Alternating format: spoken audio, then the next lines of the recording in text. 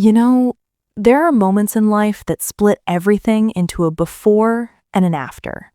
Moments so quiet on the surface, so ordinary looking, that you don't even realize your whole world is cracking underneath you until it's already fallen apart. This is one of those stories. And I need you to stay with me because every single detail matters. Every single one. My name doesn't matter. What matters is that for 4 years, I gave someone everything. Everything I had. My time, my loyalty, my future, my absolute and complete trust. Her name was Mara, and God, I loved her the way people only love once. Recklessly, completely, without any kind of self-preservation instinct whatsoever. We met in college. She was the kind of person who lit up a room just by walking into it, and I was completely, hopelessly gone for her from the very first conversation. We talked all night about music, about life, about where we wanted to end up, and by the time the sun came up, I already knew I was in trouble. Yeah, I know, it sounds like a movie, but that's exactly what it felt like. We dated through college, moved in together after graduation, and by year 3, I was already thinking about rings. I had a whole plan. I was saving money, I had looked at venues, I had even quietly asked her best friend what kind of flowers Mara liked. I was all in. And she was lying to me the entire time. Not small lies, not the kind of lies people tell to avoid a fight or spare someone's feelings.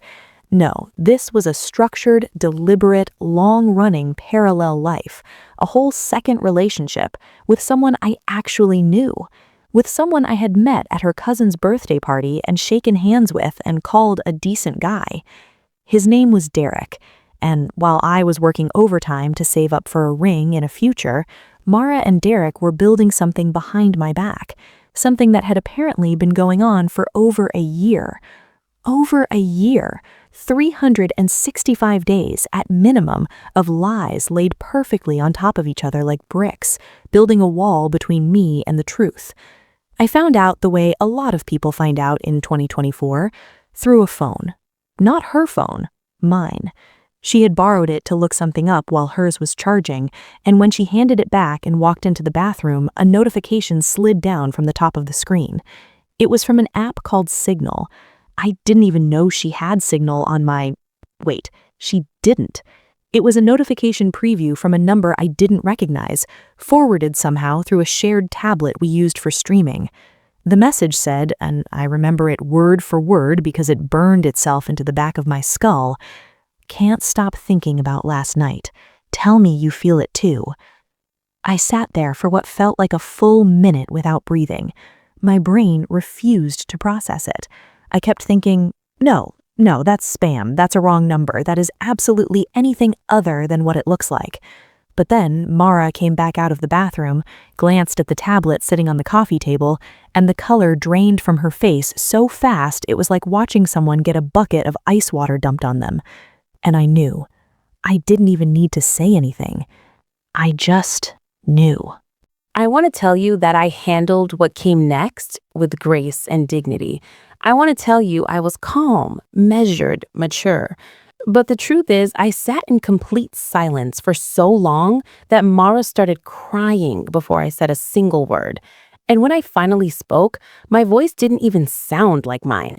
It was flat, hollow, like someone had scooped out everything warm inside me and left just the shell. I asked her to explain the message. She tried to deny it for about 30 seconds, 30 agonizing, humiliating seconds where she fumbled and stuttered and tried to find a story that could somehow make what I'd seen disappear. But she couldn't because there wasn't one. And so it all came out, slowly at first, and then all at once, like a dam finally giving way. She admitted she had been seeing Derek for 14 months. 14 months! I had been buying her flowers during those 14 months.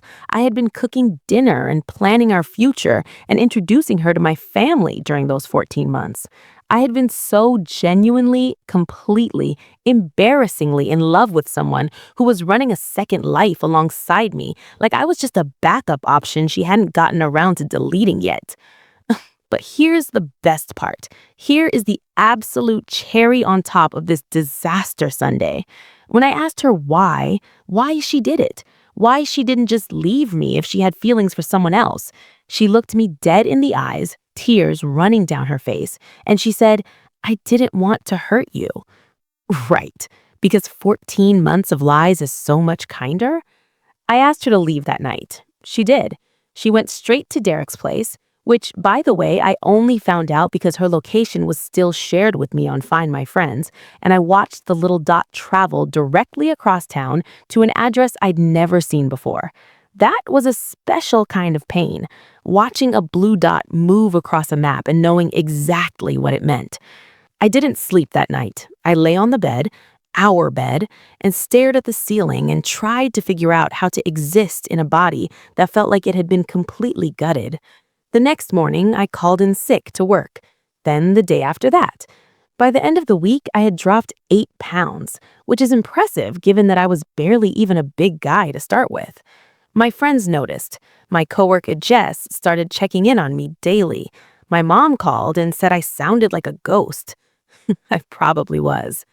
But here's the thing about rock bottom, and I mean the real rock bottom, the kind where you're sitting on your kitchen floor at 2 in the morning, eating cereal dry because you forgot to buy milk, and crying without even realizing you're crying.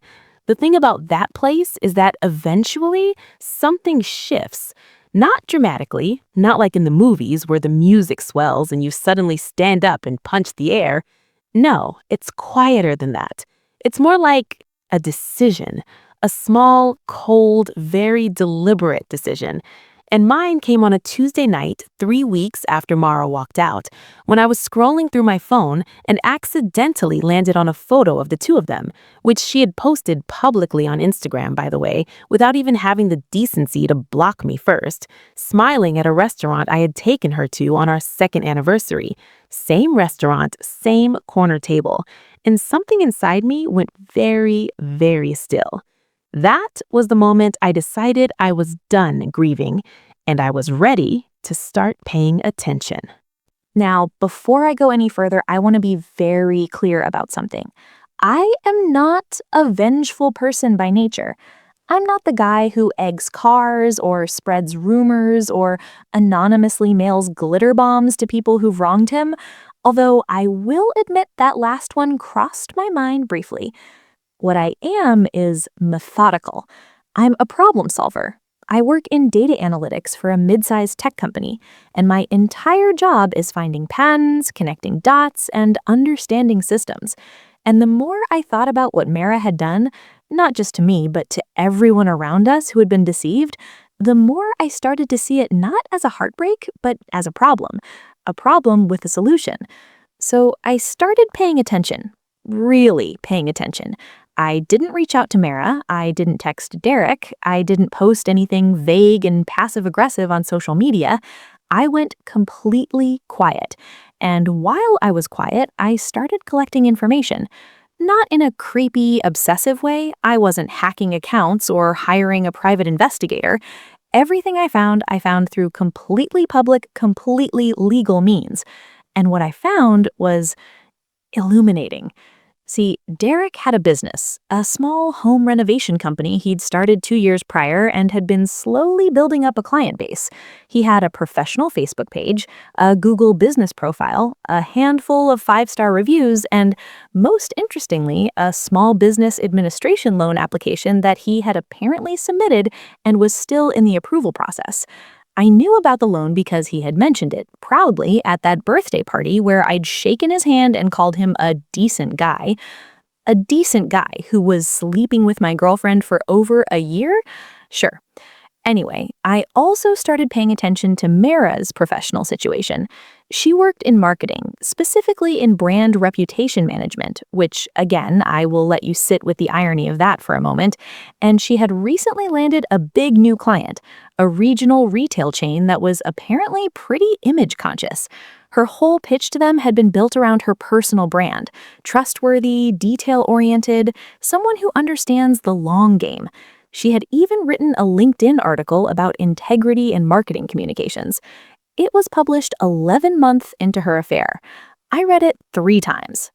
Right. So here's where I want to pause the story for just a second, because if you're watching this right now and you're getting completely sucked in, I just want to ask you to do something for me. If this story is hitting different, if you've been through something like this, or you know someone who has, hit that like button and drop a comment below. It genuinely helps small creators like me keep making content, and knowing people are out there watching and relating to this stuff is what keeps me going. And if you haven't subscribed yet, please do. I post new stories every week, and I promise they only get more intense from here. Okay, back to it, because it gets so much more intense from here. Over the next 3 weeks, I quietly documented everything. Not because I had a master plan yet. Honestly, at that point, I was still just processing, still just trying to understand the full shape of what had happened. But data is data, and I've always found that when you're in pain, having something concrete to focus on keeps you from completely dissolving. And then, completely by accident, I discovered something that changed everything. It started with a mutual friend. I'll call her Priya, who reached out to me about 6 weeks after the breakup. Priya had been in our social circle for years, closer to Mara's side than mine, but she had always been kind to me, and she apparently had a conscience because she sent me a long, careful message that basically said, "I think there are things you deserve to know, and I'm ashamed it took me this long to say them." We met for coffee, and Priya told me that she had known about Derek for almost 8 months before I found out. Not the full scope of it. She had stumbled onto something at a group outing, and Mara had pulled her aside and fed her a story, and Priya, not wanting to be the one to blow up a relationship based on incomplete information, had stayed quiet. She was visibly upset about that decision. I told her I didn't blame her. But here's what Priya told me that I hadn't known. Derek wasn't just casually dating Mara. He was, according to multiple people in that circle, telling people she was his girlfriend, not his person he was seeing, not someone he was hanging out with, his girlfriend.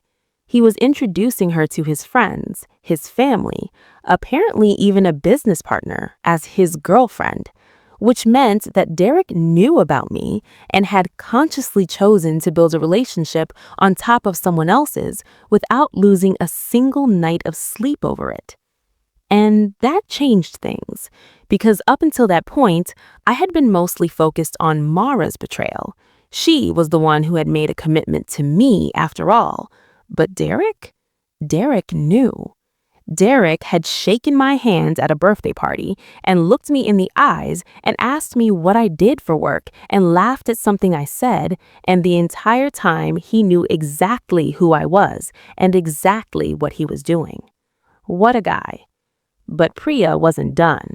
She also mentioned, almost as an aside, that Derek had been telling people his business was on the verge of a major contract, a large-scale residential development project that would essentially triple his revenue overnight. He'd been using it to impress people, Mara included. The thing was, and Priya knew this because her brother worked in real estate, the contract wasn't finalized. It was still in negotiation, and the developers involved had a very specific requirement. All subcontractors had to pass a character and background review before being brought on. Character review. I wrote that down. I went home from that coffee meeting, and I sat at my desk, and I stared at my notes for a long time. And then I opened my laptop, and I started writing. Not angry writing, not a venting into the void blog post.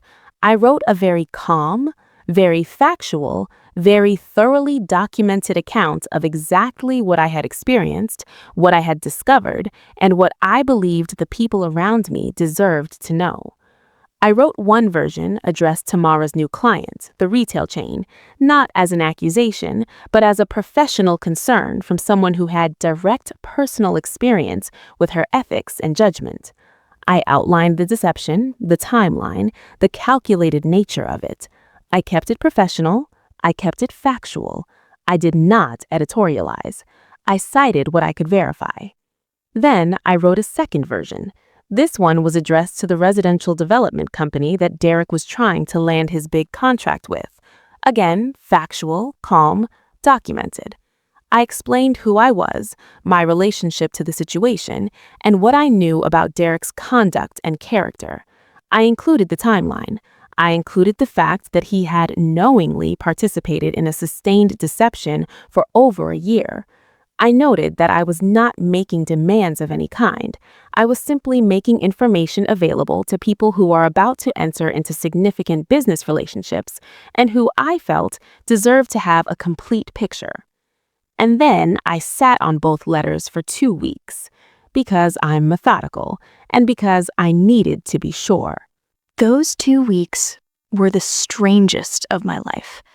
On the surface, I was functioning, going to work, eating normal meals, returning phone calls. But underneath all of that, I was running calculations, going over every possible outcome, asking myself hard questions. Was this vindictive?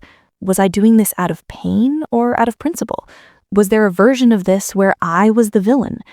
I won't pretend those questions had easy answers, but every time I went back to that 14 months, every time I thought about Derek shaking my hand, about Mara writing articles about integrity while lying to my face, about both of them smiling at my anniversary restaurant, the answer kept coming back the same. These were not impulsive people who made a mistake. These were people who had made a sustained, calculated choice to deceive multiple people simultaneously for their own benefit, without apparent remorse. The remorse only appeared, in Mara's case, when she got caught. That's not a mistake. That's a character. So, on a Wednesday evening after work, I sent both letters, certified mail with return receipt requested, because, again, methodical. I also sent digital versions with read receipts enabled. And then I did something that genuinely surprised even myself. I closed my laptop, made dinner, watched a documentary about deep-sea fish, and went to bed at a reasonable hour. I don't know why the deep-sea fish documentary, that's just what was on. I slept better than I had in 2 months. The first response came faster than I expected. Within 4 days of sending the letter to Mara's client, I received a brief, professional email from someone in their legal department acknowledging receipt and thanking me for bringing the matter to their attention. They said they would be reviewing the information internally. That was all. That was enough. Then, about 10 days later, Priya texted me, not to give me information, just to say that she'd heard things were chaotic in Mara's world, and to ask if I was doing okay. I told her I was doing better. I wasn't lying. Then came the call I hadn't prepared myself for. It was from a number I didn't recognize, and when I answered it, there was a pause on the other end, the kind of pause that makes your stomach drop, and then a voice I recognized immediately. It was Derek. He was not calm. He was furious in that very particular way that people are furious when they've been caught, and they want to act like the wronged party. He told me I had sabotaged his business. He told me I had cost him the contract. He said, and I want to make sure I get this exactly right, he said, "You had no right to interfere in my professional life." No right? To interfere in his professional life after he spent 14 months interfering in mine? I let him finish. I didn't raise my voice. I didn't match his energy. When he was done, I said, very calmly, I shared factual information with people who I believed had a right to know it. Everything in that letter was true. If you feel it was unfair, I think you might want to spend some time reflecting on the events that made it true. And then I hung up. And I'm not going to pretend that didn't feel incredible, because it absolutely did. But the story doesn't end there, because within another week, the real fallout started, and it was bigger, messier, and far more complicated than anything I had anticipated. The thing about consequences is that they don't travel in straight lines. You think you know what you've set in motion, and then reality shows you all the angles you didn't calculate. Here's what I hadn't fully thought through. Mara and Derek's relationship was now public, and not in the way they would have chosen. When Mara's client started asking questions, and they did ask questions, apparently quite pointed ones, word got back through the professional grapevine, which in our mid-sized city is essentially one extended game of telephone. People talk. Marketing people especially talk. And what started as a quiet internal review became, within about 2 weeks, an open secret in her professional circle. The client didn't drop her immediately. They gave her the opportunity to respond. I don't know what she said, but within 6 weeks of me sending that letter, she lost the account. I found out through LinkedIn she quietly removed them from her client list and then a few days later scrubbed her entire recent work section. A professional social media profile going quiet is like a person going quiet. It means something happened.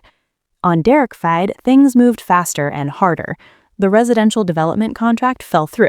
That I heard directly from Priya's brother, who had a front row seat to the whole thing. Apparently, the character review process that Derek had been so confident he'd pass came back with concerns, and the developers decided to go with a different contractor. Derek's business didn't collapse immediately. He still had existing clients, but the SBA loan application, which had been pending, was also affected. When you're a small business owner applying for a government-backed loan, a character review that raises flags is not a small thing. I want to stop here and be honest with you about something, because I think this is the part of the story where some of you are going to feel conflicted, and I think that's actually the right response. Did Derek and Mara make terrible choices? Yes. Did they cause real, lasting harm to me and to other people? Yes. Was I hurt in a way that was completely unjust? Absolutely. But watching someone's professional life suffer, even someone who wronged you, is not a clean feeling. It's not triumphant. It's not satisfying in the way revenge fantasies are satisfying when they're still just fantasies. It's complicated. I felt justified. I also felt tired. I felt like the whole thing had cost me something I couldn't quite name, some version of myself that believed the world was fundamentally fair and that good behavior would be rewarded and bad behavior would just sort of naturally fade away. That version of me was gone. The version that replaced him was sharper, more careful, harder to fool. Not sure yet if that's a loss or a gain, but here's what I know. Mara reached out to me about 2 months after all of this with a long message. Not an apology exactly, more of an explanation. She talked about how she felt during the relationship, how she'd gotten confused, how Derek had made her feel seen in ways she felt I hadn't. She said she knew she'd handled everything wrong. She said she wished things had been different.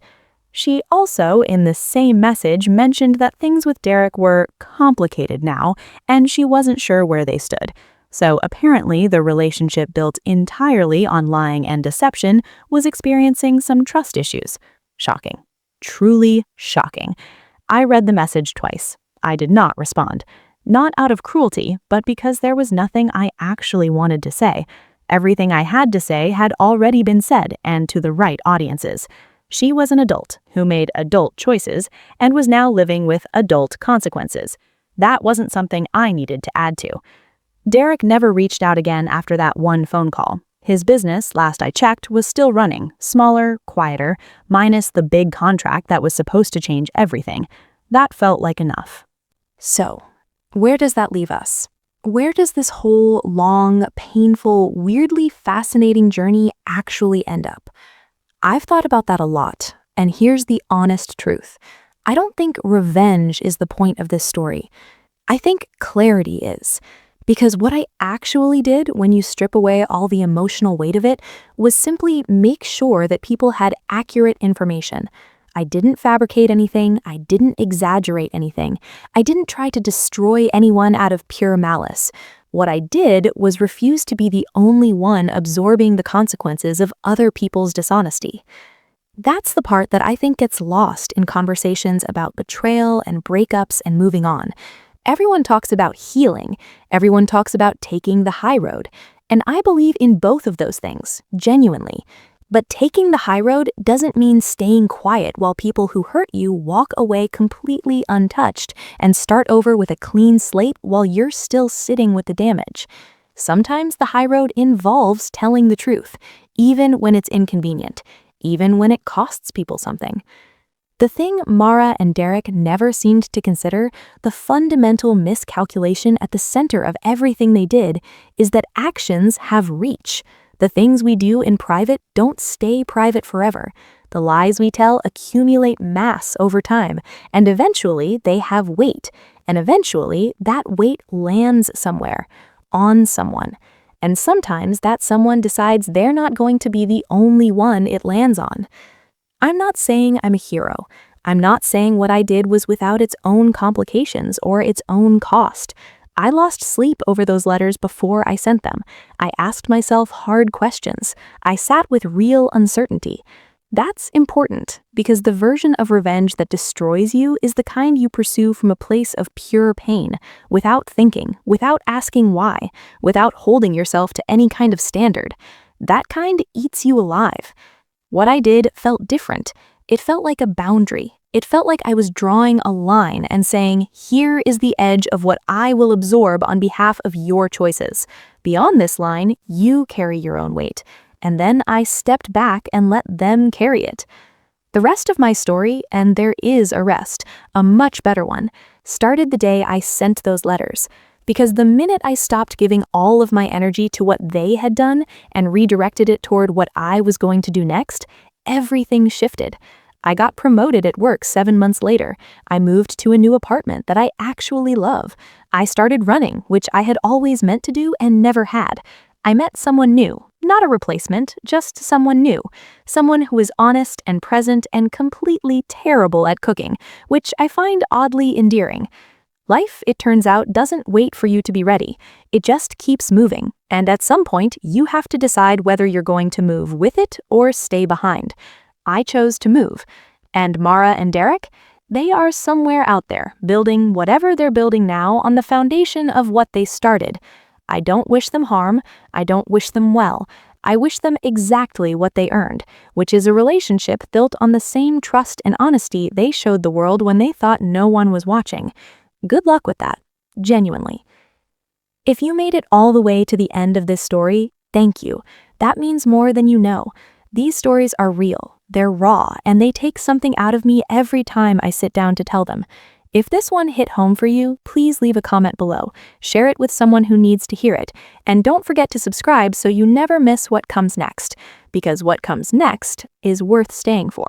I'll see you in the next one.